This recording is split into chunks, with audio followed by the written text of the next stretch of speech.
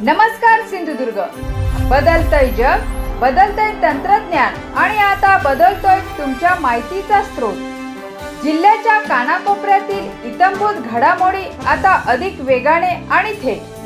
जनतेचा बुलंद आवाज आणि सत्याचा निर्भीड शोध. सज्ज व्हा एका नव्या डिजिटल क्रांतीसाठी. सिंधुदुर्ग 24 तास. नवी ओळख, नवी ताकद, नवा प्रवास, नव्या जोमाने.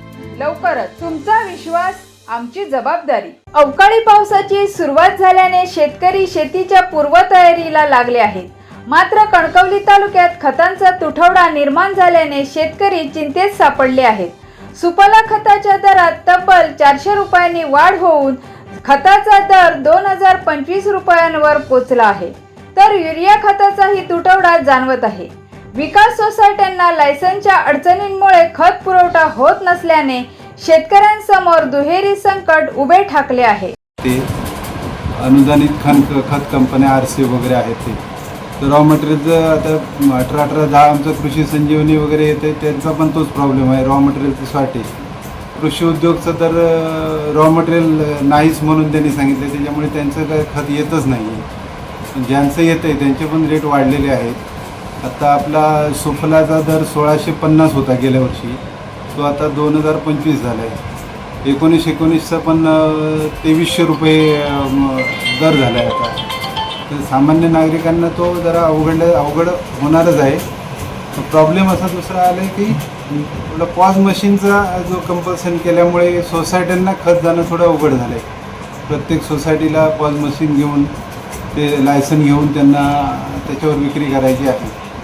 ते जरा अवघड झालं आहे, त्याच्यामुळे थोडा शॉर्टेज वाटते. एकंदरीत सध्या बघितलं तर आपल्या कणकवली संघामध्ये युरिया असेल, म्युरेट ऑफ पोटॅश हे देखील मिळत नाही आहे. शेतकरी माघारी जात आहे आणि ऐन हंगाम आहे आता शेतीचा. काय सांगा?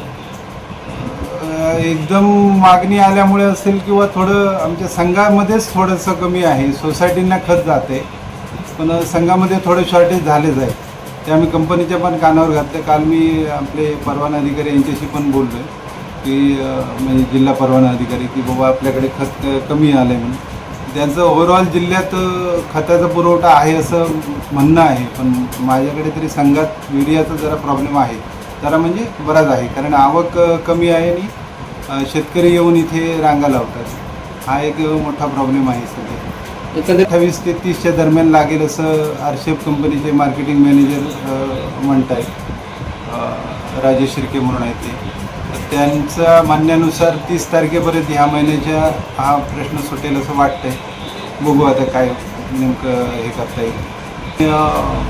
शेतकरी सहकारी खरेदी विक्री संघाचा व्यवस्थापक.